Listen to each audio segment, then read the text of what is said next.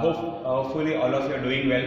Okay, so today we are going to start with our first practical, or we can say virtual practical, right? Till we can do it manually, right? Now presently we are going to start with the first practical, the study of osmosis by osmoscope, right? Now in the previous lecture I had explained to you about the different experiments, the major experiment, the minor experiment, the mark distribution pattern, etc. right? So today we will be starting with our first experiment, study of osmosis by osmoscope. So before I start with the experiment, just few terms to add, like osmosis, diffusion, semi-permeability, or exosmosis, endosmosis, because once you know these terms it becomes easier to understand the concept.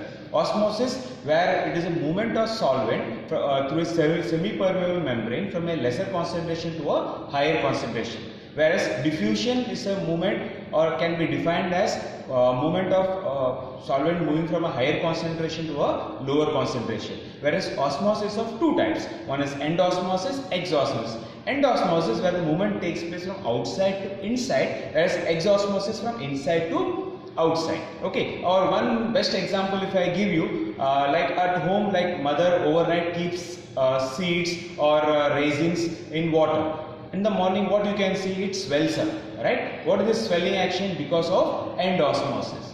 Clear? That is what we are going to do today with the experiment study of osmosis. Okay. So here, what all things are required? We basically require potato, the scalpel to peel off the potato skin, petri dish, beaker with the colored solution or colored liquid, sucrose solution. Okay. The first step is take the potato, peel the skin, okay, and be careful while peeling out, because those who are helping their mother, then it will be easier for them to perform. Those who don't do, going to the kitchen for the first time, they can cut the finger or should be careful with while doing. So peel off the skin. As you peel out, you will get a potato this way after peeling out completely. Now this potato we have to make it flat from the lower end, so that when you place it on the petri dish, it will be flat, it will not shake. Okay, and then what you have to do is cut or make a scoop or create a well inside the scoop or a well, so that you can fill the water inside. But once you scoop out from inside, you will get a small well this way. Okay, now this well which is created, in which you are going to pour the sucrose solution. Now firstly what you do after scooping out, see that the well is clearly cut out, there is sufficient space inside, you are not going to cut it deep inside, then the sucrose solution will be not placed inside, it will be coming out. So see that it is not too deep or too lesser space. Okay, so here you have to take the petri dish first, put the colored solution or the colored liquid, then place a potato.